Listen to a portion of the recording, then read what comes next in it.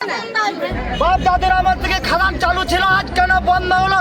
Ranger সাহেব জবাব চাই, জবাব চাই, জবাব চাই, জবাব দাও, জবাব দাও, জবাব চাই, জবাব চাই, রেঞ্জার সাহেব জবাব চাই, জবাব চাই, জবাব চাই, রেঞ্জার। পাথর খাদান বন্ধের প্রতিবাদে বিক্ষোভ, অন্ন ও কর্মসংস্থানের দাবিতে উত্তাল লাউদোহা।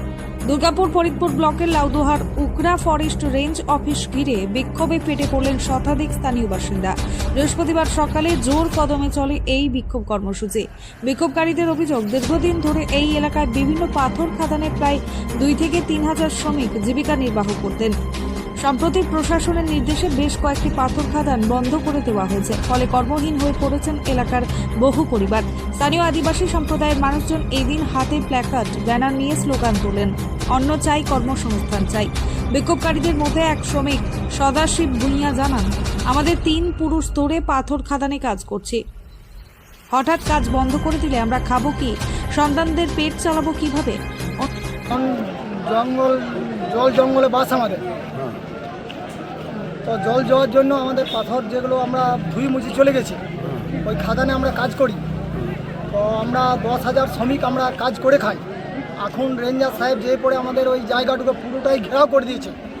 আমরা 10,000 শ্রমিক যে কাজ করে খাই, আমরা কিন্তু কাজ পাচ্ছি না। কাজ না পাওয়ার জন্য আমাদের যে ছোটো ছোটো ছেলে মেয়ে, আমরা না পাচ্ছি স্কুলে লেখাপড়া করাতে, না পাচ্ছি খাবার দিতে। তো আমরা এই 10,000 লেবার এখন আমরা করবো কি?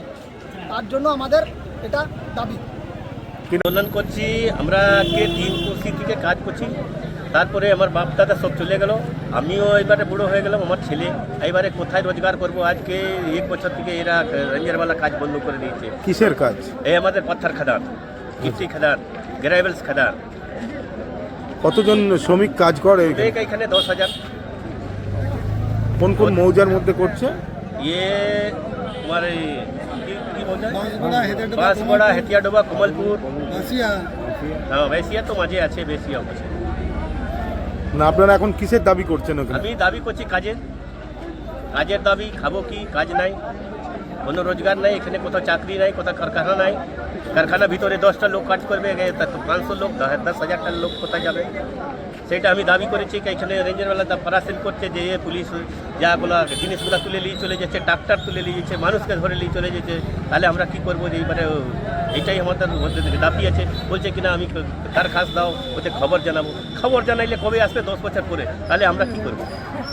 অন্যদিকে বন দপ্তরের পক্ষ থেকে জানানো হয়েছে, সরকারি জমিতে অবৈধভাবে পাথর খাদান চলছিল। পরিবেশ ও আইনি কারণে সেই খাদান বন্ধ করা হয়েছে। ওরা এসছে আমাদের বাঁশগোড়া, পাটুলিয়া, কমলপুর, হেতিয়াডোবা এইসব জায়গা থেকে এসছে, যেখানে বন দপ্তরের জায়গাতে খাদান চলতো আগে। কিসের খাদান? পাথরের খাদান, গ্রাভেলস। তো সেটা যেহেতু ওটা বন দপ্তরের জায়গা, তাই গত 1 বছর ধরে বিভিন্ন অভিযানের মাধ্যমে গ্রাভেলস উত্তোলন বন্ধ করে দেওয়া হয়েছে এবং বিভিন্ন মানুষ যারা ওখানে কাজ করত তারা কর্মসংস্থানের দাবিতে আজ এখানে উপস্থিত হয়েছে। কি চিন্তা ভাবনা করলেন এখন?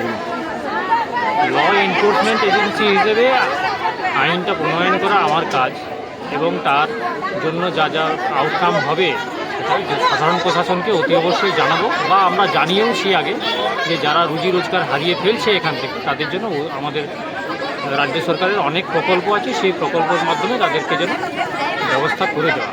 কতজন আদিবাসী এখানে এসেছিল? আচ্ছা, মোটামুটি 150 থেকে 200 মতো। আপনার নামটা বলবেন? বিশ্বজিৎ মাল, রেঞ্জ অফিসের ওপর।